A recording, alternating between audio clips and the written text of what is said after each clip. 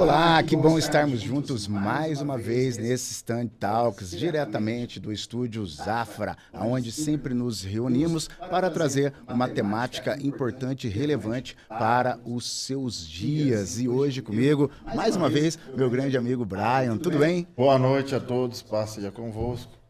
Hoje estamos muito felizes de estar todo mundo junto aqui com o Gabriel, com a Rafa. Hoje a gente vai estar tratando de mais assuntos especiais na vida cristã, momentos marcantes, né? Depois que Jesus subiu aos céus, momentos que foram marcantes para a pregação do Evangelho, para que o Espírito Santo agisse no coração de todos. Boa noite, Gabriel. Boa noite, Brian. É um enorme prazer estar aqui com vocês, com a Rafa, o Jota, você, o pessoal que está ajudando ali na gravação. É uma grande satisfação, um grande prazer estar aqui compartilhando essa palavra de avivamento. E eu espero que essa palavra venha estar encontrando uma boa terra, que ela venha estar frutificando no coração de cada um que está assistindo. Bem, boa noite, gente. Muito feliz de estar aqui. E eu também acho que vai ser bem legal a conversa. É isso. Que alegria, né, para nós poder estar aqui com vocês neste momento, né, uma expectativa muito grande para a gente poder conversar um pouco acerca dessa temática, né, que também estamos trabalhando ali no nosso culto, né, no Stand Teens, Stand Jovens, cultura do avivamento. E o primeiro grande avivamento, ele começa, né, na nossa vida pessoal. Então, embora ambos, né, sejam aí de berços evangélicos, né, começando, seria um cavalheiro aqui, tá? Começando pela Rafa, conta para nós um pouco, né, como se deu a sua conversão, mesmo vindo de um lar cristão. Sabemos, né, que você teve ali o seu primeiro contato, né, especial e sobrenatural com o cristianismo. Tá bom. Então, só para apresentar mais um pouco, né? Eu tenho 21 anos, eu sou aqui de Poços, mas eu faço faculdade em São Paulo, faço letras na USP. Então, eu fui morar lá com 17 anos, quase 18. Tem um tempinho, tô chegando no fim já da faculdade, graças a Deus. E eu sou de um lar cristão, evangélico, né? Os meus pais são cristãos, a minha mãe é evangélica, meu pai é católico. E eu tenho um tio pastor, irmão da minha mãe, então eu cresci ali no ambiente da igreja mesmo.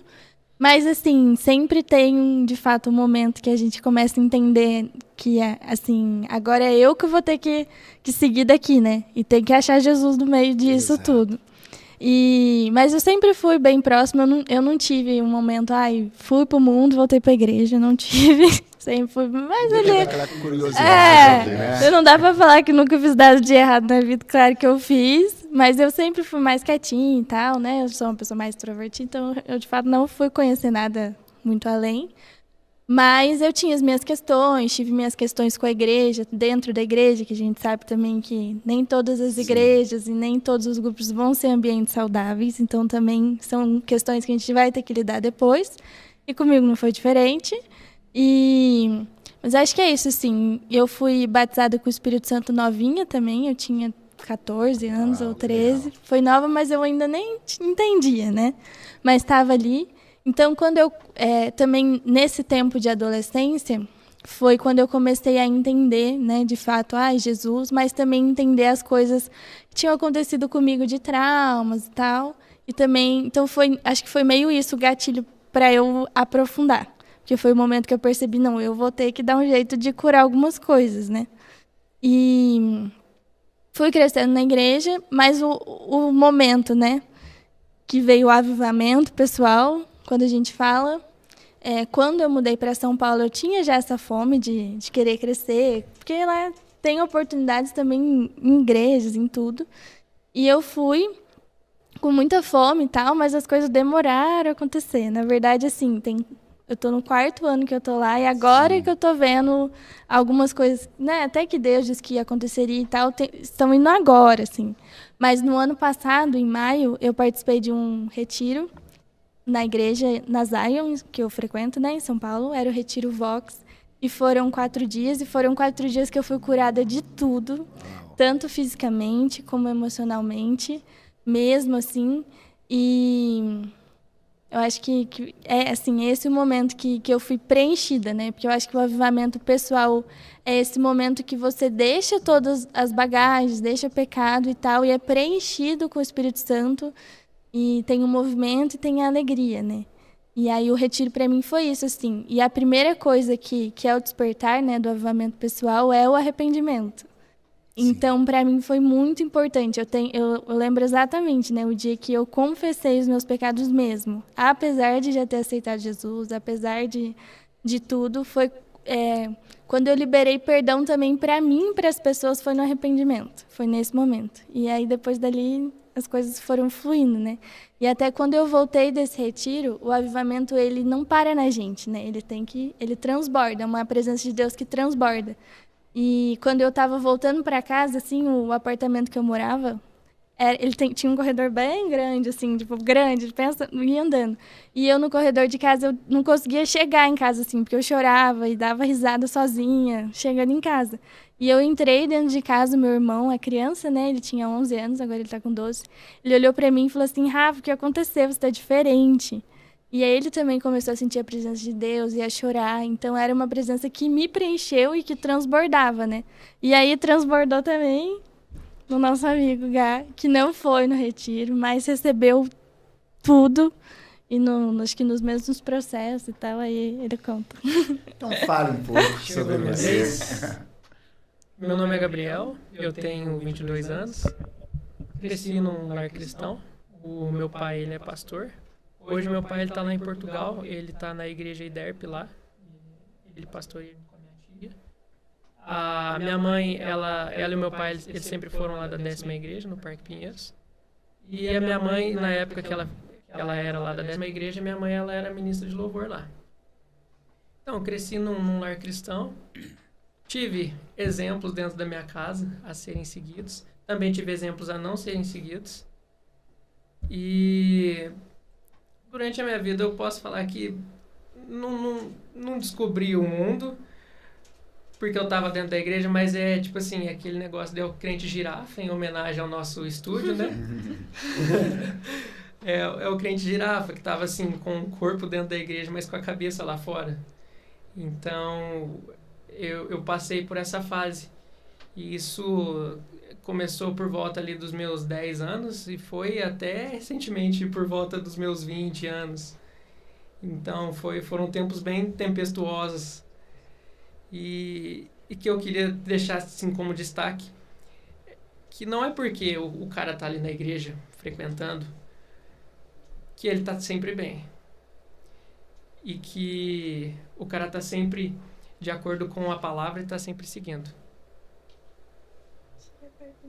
Chegar mais perto, perdão.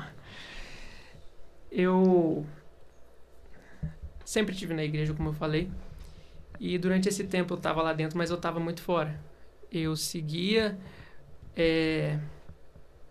as regras da igreja, as ideias lá dentro, mas quando eu me afastava, eu não seguia. O que eu devia fazer, eu não fazia. E eu fui batizado no Espírito Santo, eu tinha 12 anos. Eu estava no... Meio que uma coincidência, né? Os dois com a mesma idade. Foi. Eu estava no acampamento lá da nossa igreja, no Encontro Júnior. Foi o primeiro Encontro Júnior que teve. Eu trabalhei no primeiro e logo depois no segundo... Na verdade, eu fiz o primeiro e depois eu trabalhei no segundo. E lá foi um momento assim que eu senti a primeira vez a presença de Deus de forma muito forte e nítida. Tanto que eu lembro quando eu cheguei em casa também, eu cheguei muito feliz, pulando, dançando, e foi uma alegria que contagiou também a minha casa. Foi meu primeiro contato, assim. E logo depois eu decidi entregar minha vida para Jesus, eu me batizei, mas continuei praticando o pecado, né? E o meu primeiro encontro foi esse.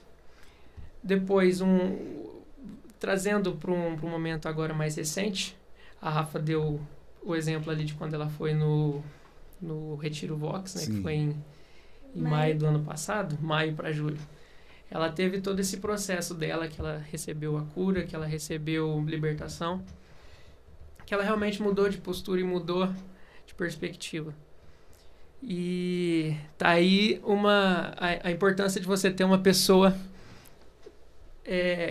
que primeiro leva Deus à frente do namoro, do relacionamento. A Rafa, ela voltou muito mudada, ela voltou diferente do que ela era. Transbordando da presença de Deus, transbordando de alegria. E ela queria manter o que ela tinha, é muito valioso para ela até hoje. E com isso, a gente quase que terminou o nosso namoro. Sim. Foi um momento ali que a gente colocou as cartas na mesa e falou, tipo assim, a gente não tá andando junto. Então, foi um momento que eu precisei me achegar perto de Deus. Porque a Rafa tem um grande valor para mim também. Eu sei, não só como pessoa, mas como uma mulher de Deus, eu sei que a Rafa é uma pessoa muito importante. Então, eu tava correndo o risco de perder a Rafa. E assim, eu acredito que Deus ele coloca a gente em algumas situações difíceis pra gente tá realmente buscando ele e evoluindo. E aí nesse momento foi um momento que, cara, eu me senti muito confrontado. Muito confrontado, muito. Porque eu vi o nível que ela tava e eu via no fundo do poço que eu tava. Então foi um momento que eu almoçava e jantava a Bíblia. Eu orava 5 vezes no dia nessa época. E sempre muito contrito no meu coração, sempre muito com o coração cheio de conflito, com o coração muito apertado. E assim, foi o mês de junho inteiro que eu passei chorando. Eu estava no meu serviço, trabalhando na minha mesa, eu começava a sentir a presença de Deus, eu começava a sentir o amor de Deus eu trabalhando. Era visitado ali. Eu era visitado enquanto eu trabalhava, porque nessa época eu estava me sentindo a pior pessoa que já pisou na face da terra. Eu estava me sentindo horrível, muito mal. E não me sentia digno do que Deus ele tinha para mim, que era o amor, que era o Espírito Santo. E sempre Deus ele se mostrou muito presente. Mesmo eu não precisando ir até ele, ele vinha até mim.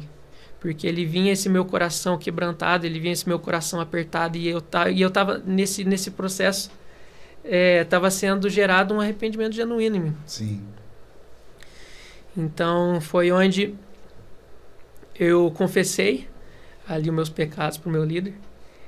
E fiz uma oração e entrei num propósito de jejum, entrei num propósito de oração. E foi muito difícil, foi um mês todo, né, como eu havia falado. E depois disso, eu lembro que foi uma vigília que teve... Pode contar. Vou contar. Ela não tá se aguentando ali, entendeu? De assumir a frente aí. Sim. Eu vivi esse meu processo em 4 dias, né? Sim. E aí até o Gá brincava comigo, tipo, eu nem precisei despencar lá em Pariqueraçu para receber de Deus e tal. Então, acho que primeiro tem esse posicionamento mesmo, né? Tipo, não, eu quero fazer acontecer, seja indo para outro lugar, seja orando, lendo a Bíblia, se alimentando. E aí o dele foi, assim, o meu foi no dia 31 de maio e o dele foi 31 de junho. Deu, 30 dias certo. Foi um processo, né? E aí a gente tava na casa da Thaís, que eu era do Ministério Vida ainda, né? Sim. Da dança da igreja. E aí a gente tava num dia de oração e tal. E aí eu até mandei mensagem, o Gá não tava comigo, mas eu mandei mensagem pra ele, vem correndo pra cá agora que você vai receber junto comigo. O ambiente estava propício. Sim. Sim. A importância, mais uma vez, de ter uma ajudinha. E aí ele foi... E aí foi nesse dia, assim, também, né? Horário e tal. E foi bem legal. Que legal, que bacana. E, Brian, percebemos, né, que o avivamento, ele começa realmente com esse constrangimento, esse confronto.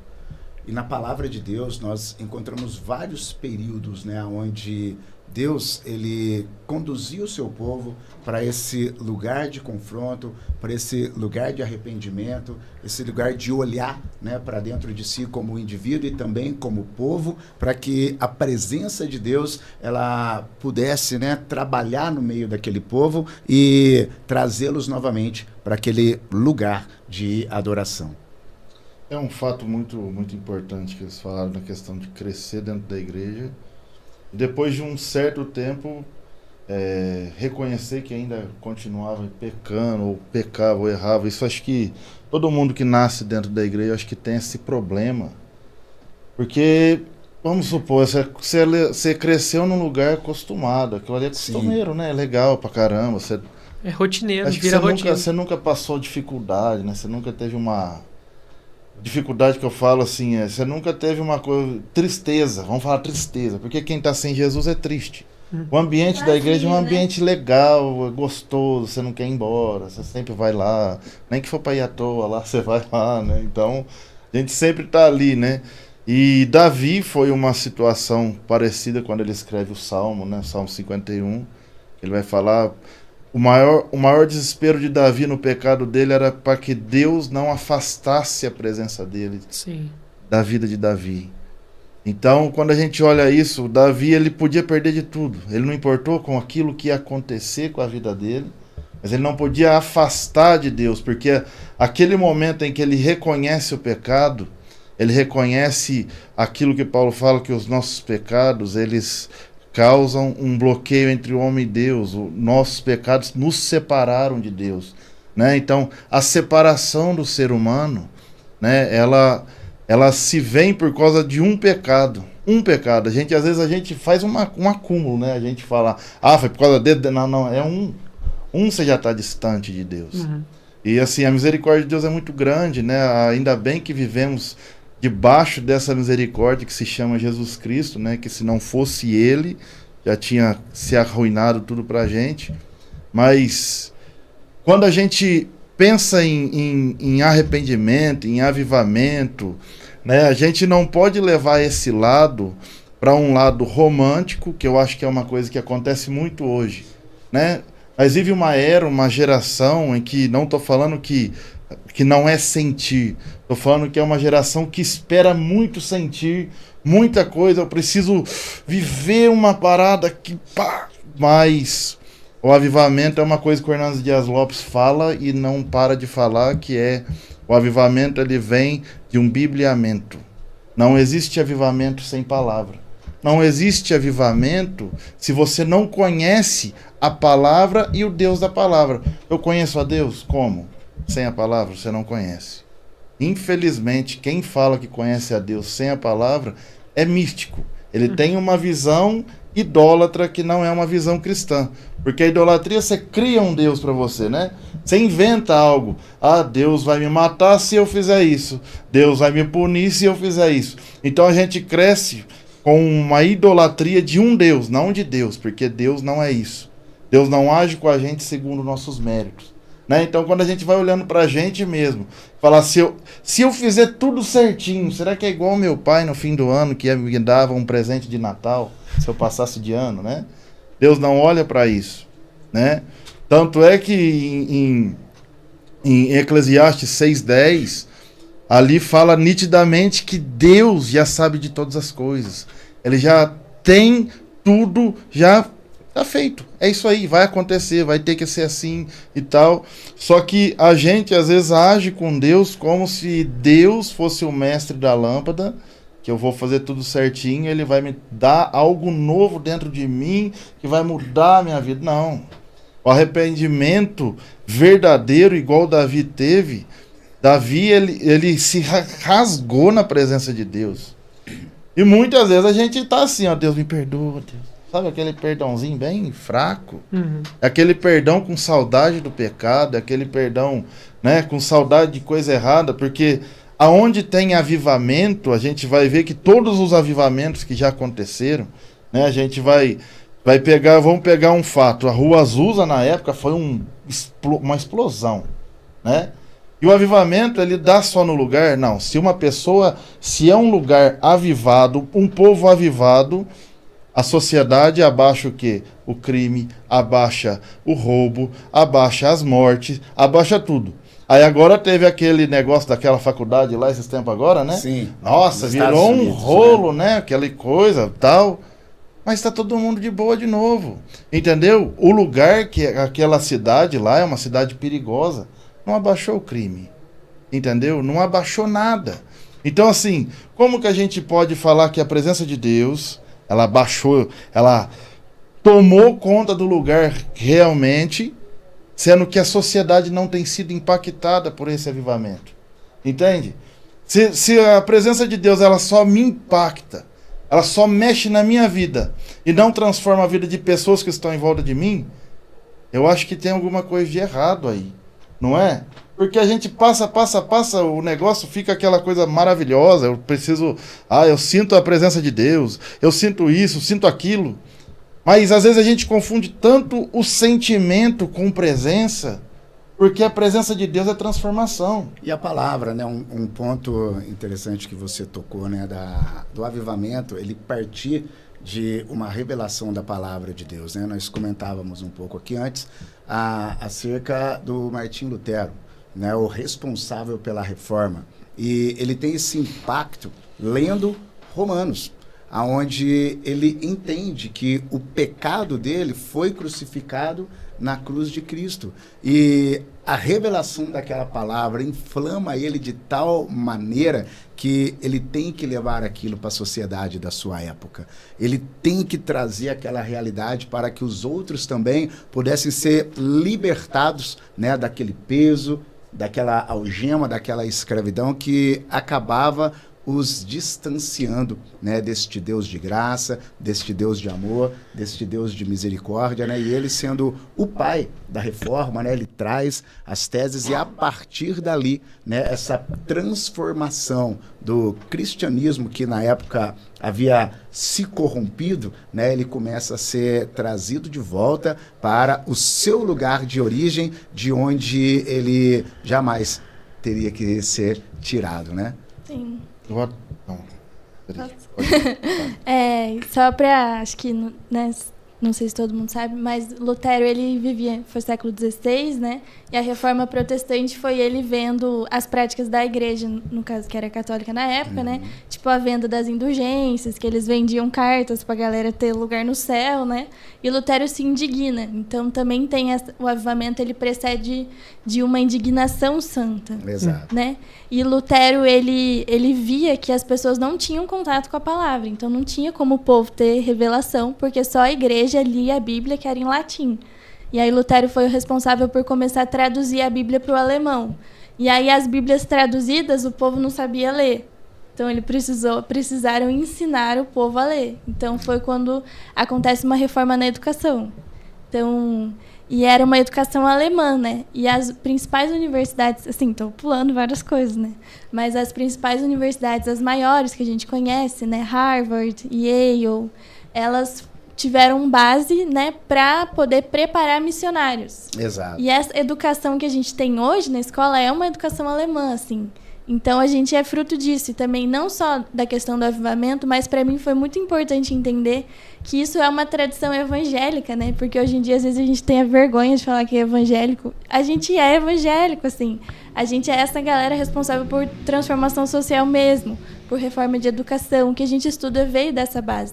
Então, tem uma indignação santa, teve revelação da palavra e ele teve que mostrar isso para as pessoas, né? Não ficou só nele. E reforma social, porque avivamento, igual o Brian estava falando, ele precisa de ter consequência numa reforma social. Até a questão, quando Pedro ele sai da cadeia lá, que o anjo vem, tira da cadeia, ele vai para casa de Maria, tá todo mundo lá. E ali começa a presença de Deus se manifestar. Quando ele sai para a rua, ali começa a invadir todo mundo que estava em volta. Né? A presença de Deus, nós precisamos ser esse canal que invade a transformação das pessoas, né? Agora, que diacho de avivamento que a gente vive hoje, que as pessoas falam que se converteram, né? A gente vê muito hoje, a boca suja, a mentira come solto, sem tranquilo, vamos para a igreja e pá, vamos embora, mente, vamos volta para a igreja, santo, né? Essa instabilidade da mente, eu sei lá, emocional, não sei o que acontece na maior parte do tempo, é uma coisa que reflete muito errado, porque quando a gente olha assim, ó, você se converteu? Sim. Quanto tempo faz? Faz 15 anos que eu me converti, tá bom. O que você viveu com Deus até hoje? Você sabe da Bíblia? Não. Então você não viveu, cara. Você ainda não sabe, você não conheceu a Deus.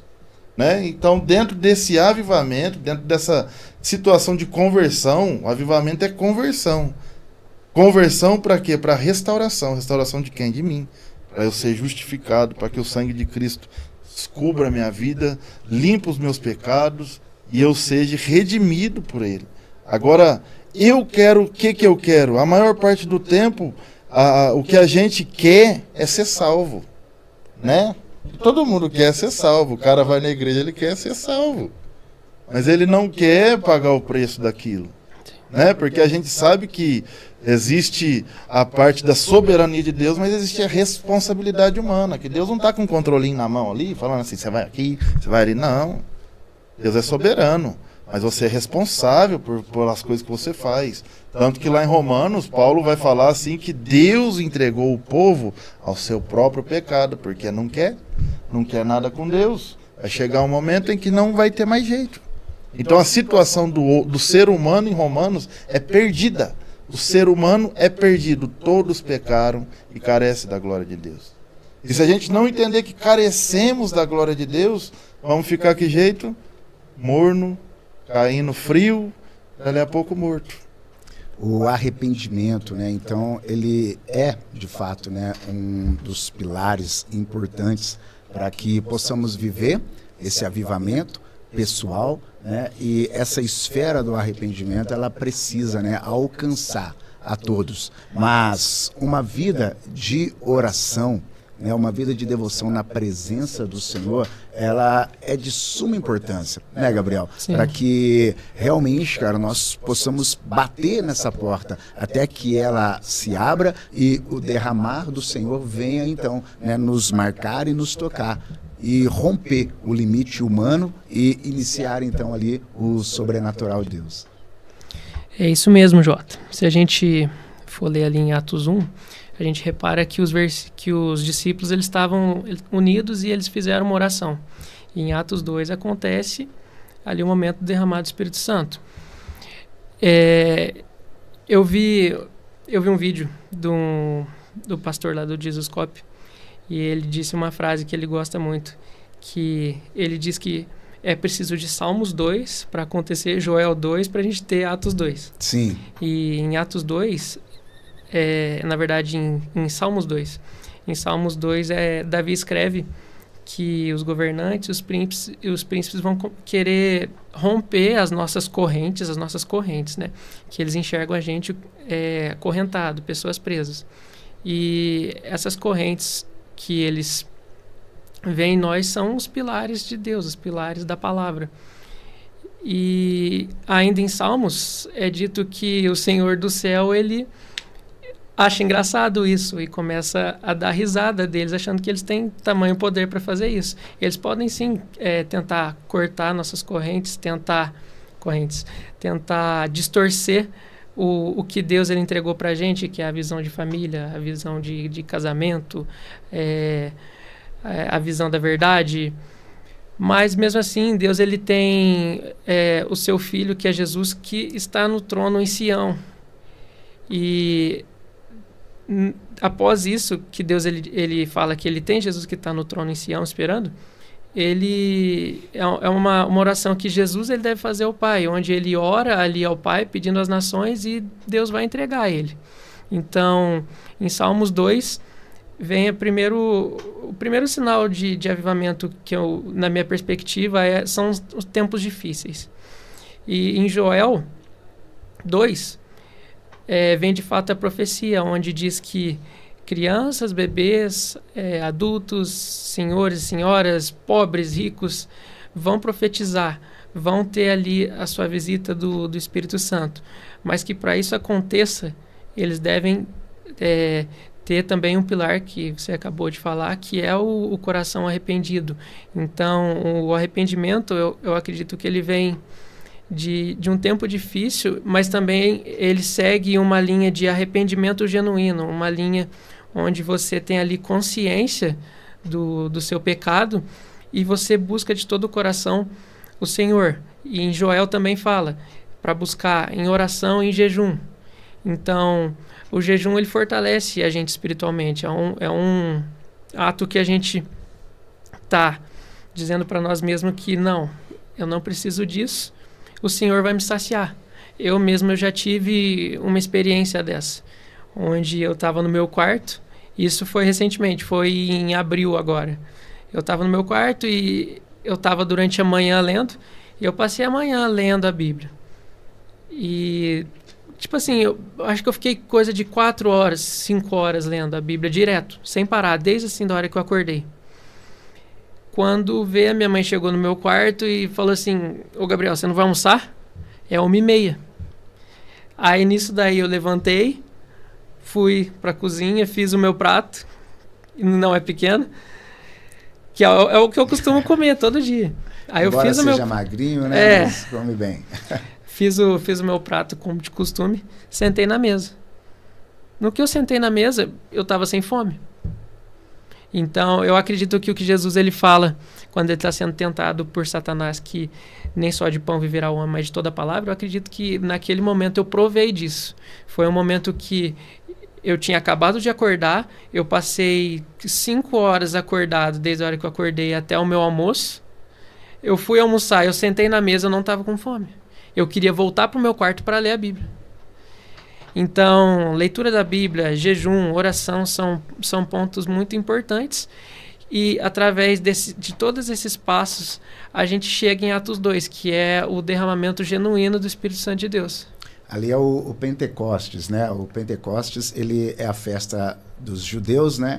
Que é 50 dias depois da Páscoa, né? Que é a festa do Pentecostes, a festa da colheita. E neste período, eles estavam unidos ali com um objetivo, né? Com um propósito, orando, aguardando que Jesus cumprisse a sua promessa, né? Que a promessa qual era? Que ele enviaria, né? O Consolador. A presença de Deus tipificada pela pessoa do Espírito Santo é que traz este peso de arrependimento, né? Se eu não me engano, é Charles Finney, né, que trouxe o sermão do o pecador na mão de um Deus irado.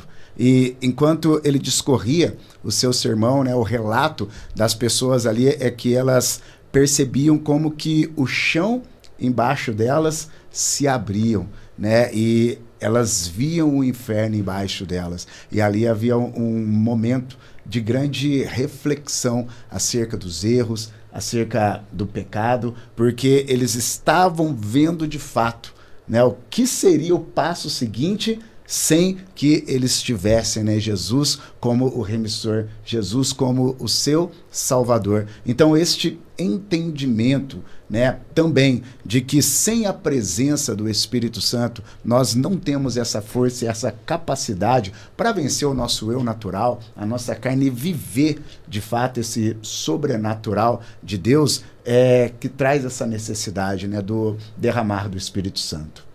Uma vez eu vi um menino da Batista Redenção pregar sobre isso.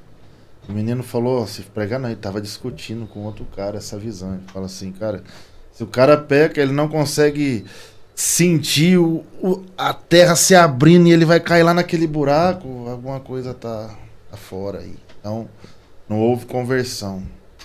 Eu acredito que conversão é uma conversão só. Eu não acredito que a gente vai se converter hoje, converter amanhã, depois da manhã, daqui 6 meses de novo. Não, conversão é uma vez. Acontece que erramos no caminho e precisamos de arrependimento, né? Mas eu não acredito que existam várias formas do Espírito Santo agir em nós. Eu acredito que é uma única vez, como a morte de Cristo é uma única vez, né? A partir dali o Espírito Santo age em nós até a volta de Jesus, de novo, para nos levar direto para o Pai de novo. E aí esse período em que recebemos o Espírito Santo, caminhamos em um período que se chama período de transformação.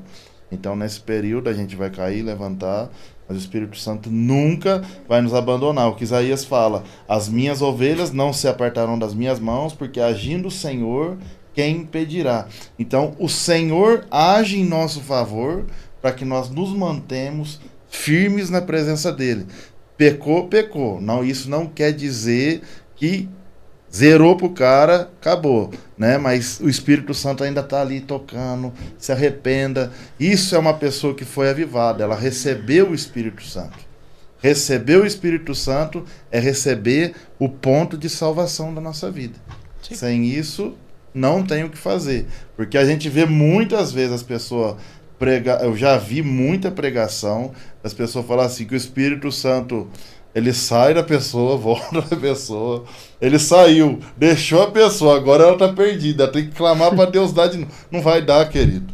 Não vai ter isso. Nós estamos na perspectiva, né, de uma cultura de avivamento, né? Como nos manter avivados ou como nos manter na presença até que ele volte, né? Com o coração ardendo, pegando fogo, com a nossa vida ali dentro dos propósitos do Senhor. E muito parte disto também que você, Brian, estava falando, né? A conversão, ela é uma, mas há um processo, né, na vida de cada cristão. E este primeiro processo, ele vem muito dali de Gálatas, né, capítulo 5, que são os frutos do Espírito que são gerados em nós. E estes frutos do Espírito é que vai nos moldando, vai trazendo e gerando em nós este caráter de Cristo. O que você pensa disso, Rafa? Eu acho que, voltando para o nosso avivamento do ano passado, a gente voltou assim, muito fire, a gente Sim. brincava, né? E no ano passado, para mim particularmente, foi um ano muito difícil mesmo, assim, um ano que toda semana tinha uma dor diferente, uma coisa diferente, uma Toda loucura. semana tava uma doença diferente. Toda semana, assim, muito doido. Só que aí tudo que eu comecei a sentir, eu falava, pode orar que Deus vai curar. E todas as coisas que Uma eu sinto... fé sobrenatural também te Mas acompanhando. também, assim, eu tava com dor de cabeça. Eu ligava pro Gai e falava pra ele, ora, por favor. E ele orava e curava. Glória a Deus. E eu até lembro uma vez, eu tava trabalhando ainda, e aí a gente ligou por ligação de vídeo pra ele orar por mim. Não lembro se eu tava com dor ou se eu só tava, sei lá, meio ansiosa, não sei. Era dor de cabeça. Dor de cabeça, né? Eu sei que eu tava trabalhando, então a gente ligou com o celular mutado e tal, ele orou, eu não ouvi, Sim. mas foi me dando um calor, queimando tudo e a dor curou 100%, assim. Então foi quando a gente começou a andar também nesse lugar, né? De se mover nos dons do Sim. Espírito. Então, em cura, quando a gente foi recebendo novas línguas, né? O cântico dos cânticos, então cantar em outras línguas. E tanto eu como ele, a gente é de ministério de adoração. Sim. Então a adoração foi algo que queimou mais também nesse tempo. Acho que tem isso da oração, mais. Tenho... Quando a gente saiu da igreja que tinha uma moça no carro do posso Malchê. Você contar? quer que eu conte ou você conta? Eu conto, por favor. Não, pode contar. Deixa o menino falar um pouco também, Rafa. É o seguinte, a gente tinha acabado de sair de um culto lá em São Paulo, né? E a gente pediu um Uber, como a gente sempre pediu. E aí a moça chegou, estacionou o carro. E aí ela estacionou e a gente entrou. Quando a gente entrou, a gente sentiu um cheiro muito ruim. Muito ruim, muito forte. E ela tava com os 4 vidros do carro fechados. Então, assim, é um cheiro que ela não tava sentindo. Era um cheiro que tava me sufocando. Eu abria a janela e eu ficava com a cabeça assim, ó, na janela.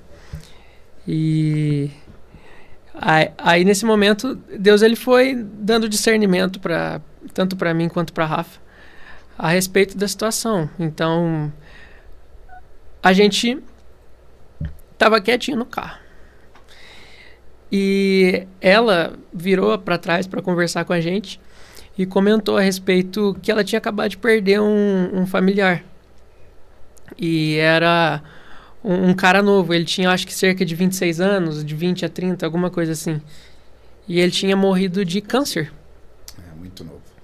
Então, e ela estava extremamente triste. Eu acho que era sobrinho dela. Só uma coisa. E é um câncer, tipo, da família. Então, ela já tinha perdido Sim. outras pessoas, né? Era familiar. Então, era uma coisa que espreitava ali a família dela. Era presente nas gerações. Uhum.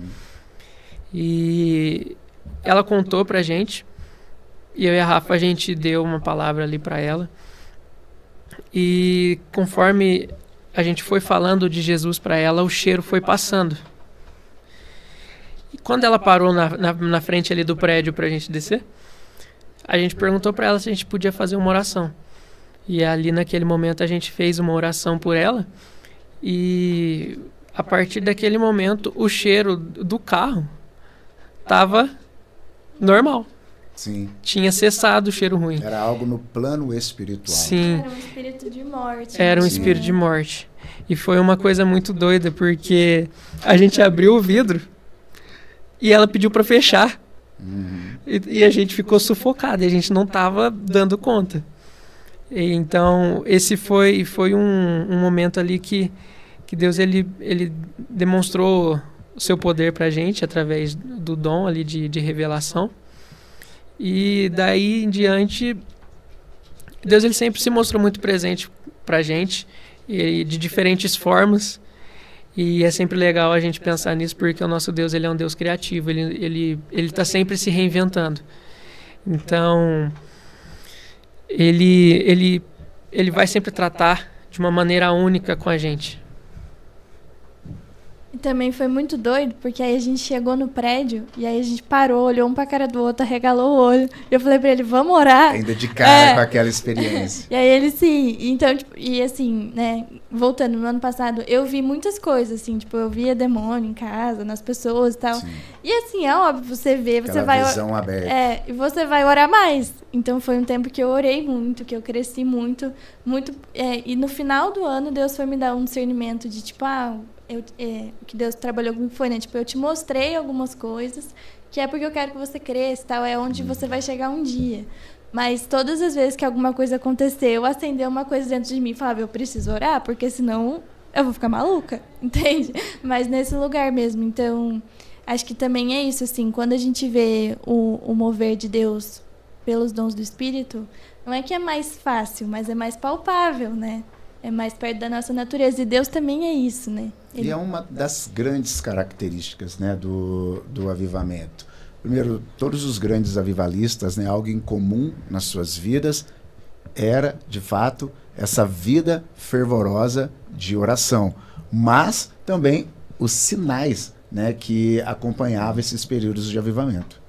Kenneth Reagan é um cara que eu li muita coisa dele quando eu tava zicado, sabe? Um dos caras que eu mais gosto, ele é muito... E ele é um cara muito que ninguém gosta. Assim, todos os pastores que eu seguia, os teólogos que eu aprendia...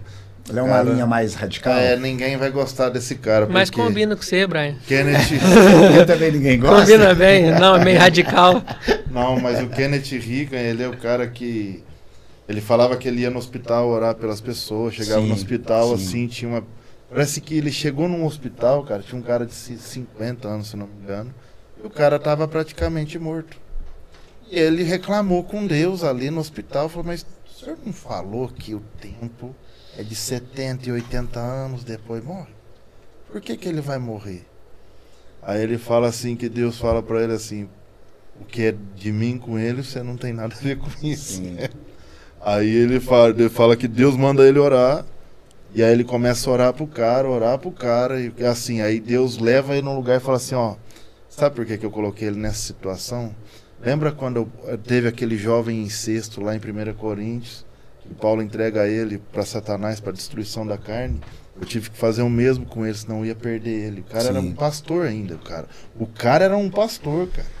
E aí, a hora que você vai lendo ele falando daquilo, você começa a querer imaginar Deus levando ele no lugar para falar sobre aquele assunto, porque ele fala assim, ó, eu tô fazendo isso para você orar para ele, para que ele se arrependa. E aí o cara se arrepende, é um negócio maluco, e o cara depois vive até os 80 anos, cara. É doido isso daí.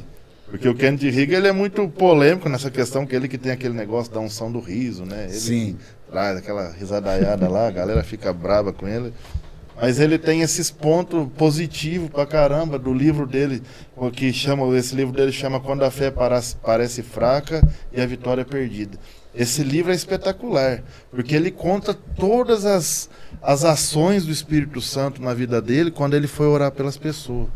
Sabe assim, eu nunca vivenciei nada disso, mas é muito interessante quando você olha o cara vivendo aquilo na prática. Porque tem uns que vivem mais fácil, né? Outros não vivem fácil essas coisas, Mas assim, Deus te levar num lugar e te mostrar a vida do cara inteiro. Ó, esse cara teve 3, 4 mulheres e eu precisei fazer isso com ele. Será que Deus às vezes precisa fazer isso com a gente pra gente chegar e falar, ó, tá bom, vou mudar agora. Com a gente foi meio por aí, né? Comigo foi assim. Mostrar, né? Todo um histórico ali. Falar, precisa consertar e melhorar aqui. Quando eu tava lá na casa da Thaís, foi quando a Rafa falou, vem cá que Sim. você precisa receber isso aqui.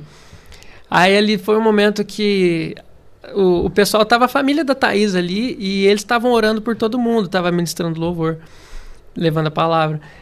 E ali ninguém me conhecia, ninguém conhecia a Rafa, eu acho que ninguém conhecia a família da Thaís ali. Ali todo mundo foi indo pro meio da roda e todo mundo orava por quem tava ali no meio. E aí chegou a vez minha e da Rafa, aí botaram a gente lá no meio da roda. Aí eu, nossa, e agora, ô Jesus Cristo? E agora, e agora, e agora? Aí veio um rapaz ali, familiar da Thaís, né? E ele começou a orar por mim. Até que chegou uma mulher da família da Thaís, que eu não sei quem é, e ela colocou a mão nas minhas costas e eu escutei ela falar pro rapaz que tinha alguma coisa que me prendia. Sim. E aí, nisso daí, o cara foi orando. E no que ele foi orando, Deus revelou para ele qual era o meu pecado. E ele começou a orar em cima disso. E foi um momento ali que eu fui liberto. Mas até eu chegar nisso, eu tive todo o processo, como a gente falou. E foi um processo que houve uma transformação de mente. A minha cabeça mudou muito. Então, um dos sinais de avivamento, um sinal que você está ali de acordo com uma vida de avivamento que Deus ele proporciona para a gente, é você ter uma mudança de postura. Você mudar a sua mente, começar a entender como as coisas são, começar a entender o quão grave é aquilo que você faz. O Espírito Santo, né, ele trabalha em nós, né, e também sobre nós, né? Ou seja, ele começa essa transformação, né, interiormente para que ela possa refletir também exteriormente, né, que é o que citava aqui a respeito dos frutos do Espírito. Então ele vai mudar a maneira de pensar, a maneira de falar, a maneira de sentir, aquilo que nos atrai, aquilo que outrora nos atraía, né, para o mundo, agora nos atrai para ele, agora nos chama para ele, né? Para quê? Para que possamos nos encher da presença dele e transbordar dele aonde nós formos, né? Billy Graham, né, ele viveu 100 anos e tem vídeos dele na internet aí, né, aonde ele fala que o último grande avivamento ele viria do Brasil, né? Até um culto que ele está fazendo no estádio, ele está orando por bandeiras de várias nações e ele para, né, sobre a bandeira do Brasil e ali ele entra em um êxtase, né? E fica parado ali por um tempo. E depois perguntam para ele, né, por que você parou sobre aquela bandeira, que era a bandeira do Brasil? E ele disse que ele viu um fogo, né, queimando sobre aquela bandeira, queimando aquela bandeira, como a sarça no deserto com Moisés, né? O fogo queimava, porém não consumia. E o Espírito do Senhor disse, né, que dali viria o último grande avivamento. Hoje, né, olhando para as igrejas brasileiras, né, nós conseguimos ver isso se formando, se movendo, de maneira que o Brasil venha realmente ser esta resposta, né, do próximo grande avivamento para todas as nações? É uma pergunta muito profunda, né? Ao meu ponto de vista, eu acredito que a gente começou a se movimentar. Sim, sim. Eu acredito que o movimento começou assim. A gente pode pegar o Descend de 2020, foi um movimento extremamente importante para o nosso país, extremamente importante para a linha cristã do nosso país. Eu não falo nem só como evangélica, porque ali no próprio estádio do Allianz tinha um padre lá, e lá ele destaca o movimento, ele destaca a presença de Deus. Sim. Então é um movimento que ele rompe essas barreiras. Então não é religião X, não é religião Y, é um movimento para cristãos. eu acredito sim que Deus ele já começou a se mover na nossa nação, mas que a gente ainda continua muito para trás. É esse ponto, né? Hoje nós não temos um país avivado. Sim. Temos igrejas avivadas. Sim. Né? Temos igreja A, igreja B, onde você consegue ver que realmente Deus está trabalhando de maneira a trazer uma reforma dentro daquilo que a igreja se propôs a fazer. Mas essa unidade, né, é o que nos falta para ver esse grande avivamento. Porque um dos pilares também do avivamento, arrependimento, oração e tantos outros, né? Mas a unidade, Sim. ela faz parte, né, daquilo que Deus quer fazer. E no Brasil tem uma previsão, eu acho que, se não estou enganada, é 2030. Até 2030 o número de evangélicos vai passar 50% da Isso é população. estatística, Estatisticamente né? será evangélica. Mas, assim, até que ponto de fato convertidos a Jesus? Sim. É uma preocupação e tem que ser uma preocupação da igreja, uma preocupação nossa. Não só num lugar de julgamento, não num lugar de julgamento, mas de entender, assim, né? Nós estamos crescendo em número, mas não em qualidade. Até porque a partir daí, já que você volta, Rafa, surgiu o que outrora era só dos católicos, né? Que eram os católicos não praticantes. Sim. Agora nós temos também os evangélicos não praticantes, Sim. que parte desse grande número de evangélicos, mas que não pratica de fato, né, o cristianismo. E para mim foi muito importante uma pregação que eu vi e entendi, né? Pensando, por exemplo, pensar num país como a Inglaterra. Ele tem o rei lá e a monarquia e tal, e tem uma embaixada no Brasil, né? Sim. E do mesmo jeito é o céu. Então, tem o céu, Deus governa Isso. e tal, e Deus faz uma embaixada dele Na terra, que é a igreja. Sim. Só que só que a legalidade da igreja é o poder em nome de Jesus. Amém. Então, quando Deus manda Jesus, ele manda num lugar de que ele seria a legalidade de Deus, né? Porque Deus, ele governa sobre todo mundo, mas ele não governa na terra enquanto instituição, Sim, né? sim. Então, ele precisaria de legalidade. E segunda Crônicas 2:7, é? Isso. Eu pedi pra ele guardar também. Né? Que diz, se o meu povo que se- clama por mim, Exato. orar sem cessar e tal, eu sararei a sua terra. Então, a gente volta na oração. E é na oração da igreja brasileira, se a gente quiser ver avivamento, né? Sim. E voltando ao arrependimento também. A gente tem que orar pelo perdão da nossa igreja, pelo perdão, né, do não praticante. Sim. Porque é a nossa oração que abre legalidade para Deus vir e sarar, vir e trazer o avivamento. Amém. É isso, cara. Brian, nós estamos chegando, né, muito próximo aí de encerrar, né, já esse Stand Talks, né? Então, queria que você desse as considerações finais aí para todos, né, que estão nos acompanhando mais uma vez. Queria agradecer. Opa! Peraí. Queria agradecer a todo mundo que está assistindo, né? Cada palavra que toca o seu coração e que você passe a querer mais de Deus, buscar mais do Espírito Santo, que o Senhor seja o seu guia todos os dias de sua vida. Gabrielzinho. Mais uma vez agradecer a oportunidade, foi muito precioso esse tempo. Agradeço ao Jota, que fez o convite para mim e para a Rafa. Agradeço a Deus. E eu espero que esse movimento de avivamento no nosso país, na nossa igreja, na nossa cidade, seja breve, seja rápido, né? Estamos ansiosos. Eu estou pra ansioso. Isso, né? Não é à toa que a gente canta Maranata na igreja. Então, eu acho que os pontos que a gente ressaltou aqui são muito importantes.